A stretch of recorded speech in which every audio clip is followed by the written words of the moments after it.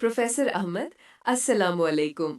आज मैं आपसे एक बहुत दिलचस्प बात समझना चाहती हूँ। हमारे जिस्म में गुर्दे क्या काम करते हैं? वालेकुम अस्सलाम फातिमा। बहुत अच्छा सवाल है। गुर्दे हमारे जिस्म के सबसे जरूरी आज़ा में से एक हैं। तुम उन्हें जिस्म का क्लीनिंग क्रू या वाटर ट्रीटमेंट प्लांट समझ सकती हो। Cleaning crew? मतलब वो गंदा खून साफ करते हैं, पर कैसे? बिल्कुल ठीक। हमारा खून पूरे जिस्म में सफर करता है, ऑक्सीजन और गिजा पहुंचाता है। इस दौरान मेटाबॉलिज्म के नतीजे में कुछ फजूल और जहरीले मादे भी पैदा होते हैं। गुर्दों का काम इन्हें खून से निकालना है। जहरीले मादे? जैसे क्या चीजें? मिसाल के तौर पर यूरिया जो प्रोटीन्स के टूटने से बनता है और क्रियाटिनिन जो मसल्स के काम करने से पैदा होता है। अगर ये मादे जिस्म में जमा हो जाएं तो सेहत के लिए खतरनाक हो सकते हैं। तो ये गुर्दे कहाँ होते हैं और दिखते कैसे हैं? अच्छा सवाल।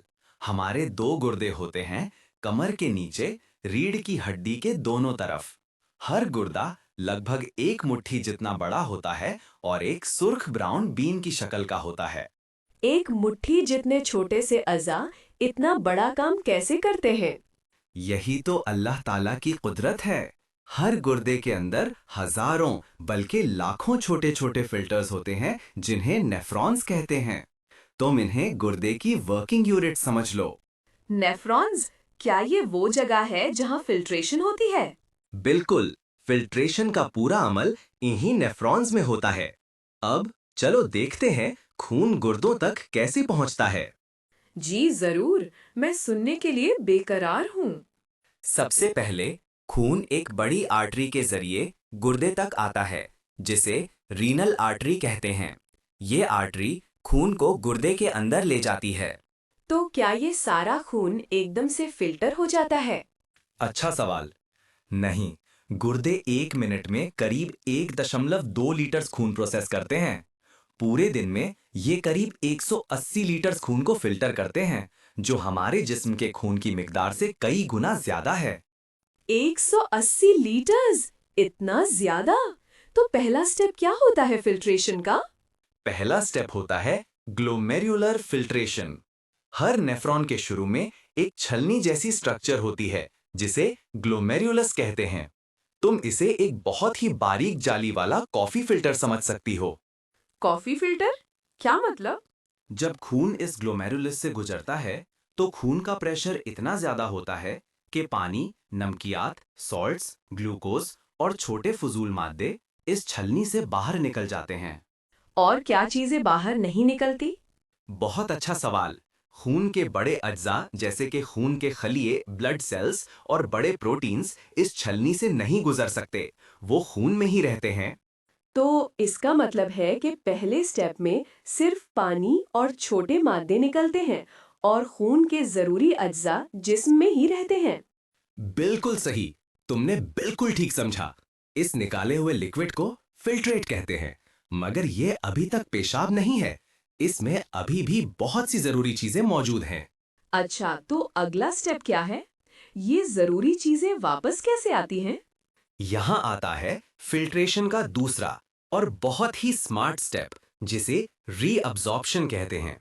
फिल्ट्रेट फिर नेफ्रॉन की लंबी नलियों से गुजरता है, जिन्हें ट्यूब्यूल्स कहते हैं। ट्यूब्यूल्स? ये क्या करते हैं? ट्यूब्यूल्स में जिस्म बहुत समझदारी से वो सारी चीजें वापस खून में जज्ब कर लेता है जिनकी उसे जरूरत होती है, जैसे कि ज्यादातर पानी, सारा ग्लूकोज और जरूरी नमकियात। तो ये बिल्कुल ऐसा है जैसे हम कचरे के ढेर में से अपनी काम की चीजें वापस निकाल लें। बिल्कुल। तुमने एक उम्दा एनालॉजी दी है फातिमा। जिस्म वही चीजें वापस लेता है जो उसके काम की हैं और बाकी को छोड़ देता है।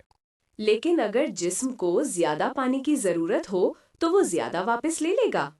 जी हाँ, गुर्दे बहुत स्मार्ट होते हैं। अगर तुमने कम पानी पिया है तो गुर्दे ज्यादा पानी वापस जज्ब कर लेंगे और तुम्हारा जी हाँ, गुर्दे बहुत स्मार्ट होते हैं।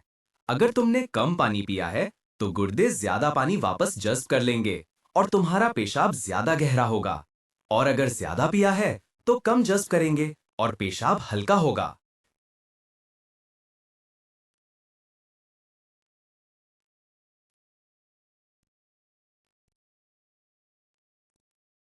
सुभान अल्लाह, ये तो बहुत ही जरूरी सिस्टम है। तो इस रीअब्जॉर्प्शन के बाद क्या होता है? रीअब्जॉर्प्शन के बाद फिल्ट्रेशन का तीसरा स्टेप आता है, जिसे सिक्रीशन कहते हैं। ट्यूब्यूल्स में कुछ और फजूल मादे जो पहले स्टेप में फिल्टर नहीं हो पाए थे, अब खून से सीधे फिल्ट्रेट में डाल दिए जाते हैं। तो ये एक तरह से डबल चेक है कि कोई जहरीला मादा रह ना जाए। बिल्कुल सही। ये एक तरह से फाइनल क्लीनअप है। कुछ दवाएं और पोटेशियम जैसे आयंस भी इस स्टेप में फिल्ट्रेट में डाल दिए जाते हैं, अगर जिस्म में इनकी मिकदार ज्यादा हो। तो पहले ग्लोमेरुलस ने फिल्टर किया, फिर ट्यूब्यूल्स ने जरूरी चीजें वापस ली और अब सिक्रीशन में बचे हुए फजूल मादे भी निकाल दिए। आपने बिल्कुल सही तरतीब समझ ली। अब ये फिल्ट्रेट, जिसमें सिर्फ फजूल मादे और फजूल पानी है, कलेक्टिंग डक्ट्स में जाता है। कलेक्टिंग डक्ट्स ये क्या करते हैं? कलेक्टिंग डक्ट्स वो नालियां हैं जहां से कई नेफ्रॉन्स का फिल्ट्रेट इकट्ठा होता है। यहाँ पर भी पानी की मिकदार को एडजस्ट किया जाता है। अगर जिस्म को पानी की जरूरत हो तो मजीद पानी वापस जज्ब हो सकता है।